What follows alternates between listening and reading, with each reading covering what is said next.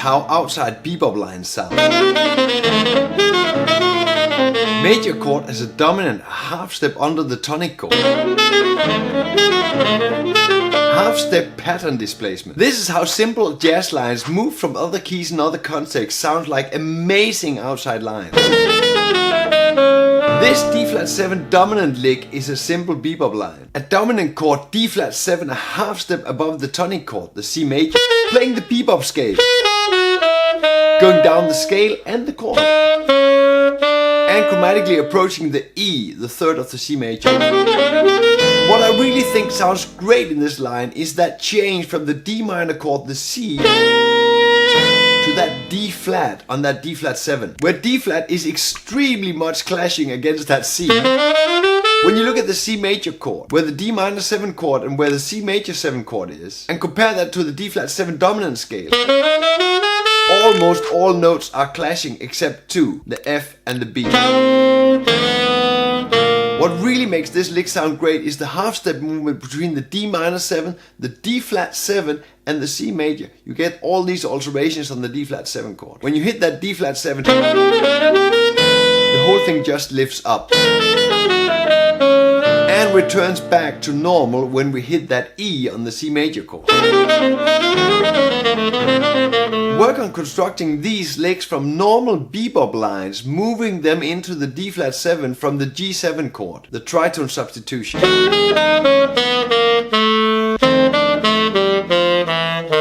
Here you see the bebop line on the G7 and the bebop line on the D-flat. It's almost the same. I've literally moved the G7 bebop line into a D-flat-7 dominant. Try doing this with your own lines, transposing normal G7 lines into D-flat, the tritone substitution, and resolving them onto the C major, the tonic chord. Lots of these altered licks you can find in the lesson manual on my Patreon. And of course you'll get all the earlier released lesson manuals, the more than 1,000 pages.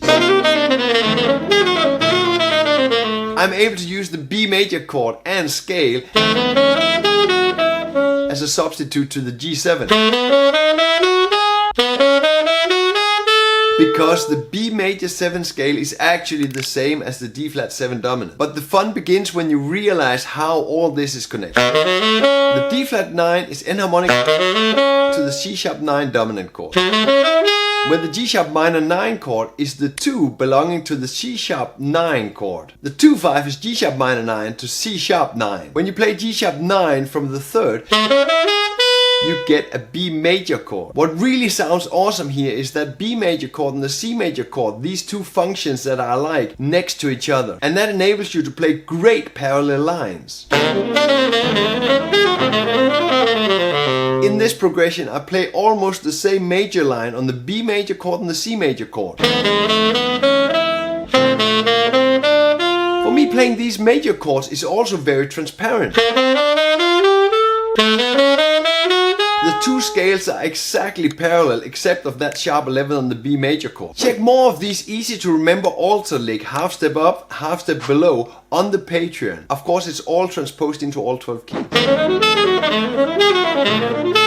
When you have these two chords, the D-flat-7 and B major, one dominant chord and one major chord, a half step away from the tonic chord, it becomes very easy to make pattern-like movements.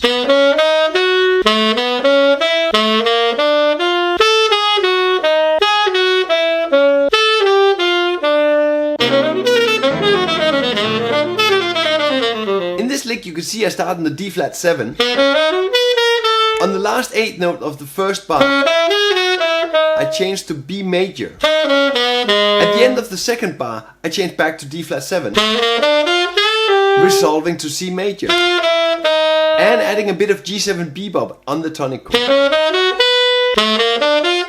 You see the pattern replacement moving up in the first bar and the third bar. And the downwards movement is the same. And I repeat the bebop line on exactly the same place. In this lick, I make the same flow. Down, up, down. Down, up, down. When you have these adjacent chords, it makes the thematic movement very much easier. And with this trick, a half step up, a half step down, it got so much easier to get this outside sound. How about going to my Patreon and getting all these licks plus a bunch more on these heavy alto dominants, the outside sounds. And remember to check these two videos out. Amazing Chris Potter licks on D flat 7 and Coltrane's dominant chord mysteries. Play music, have fun.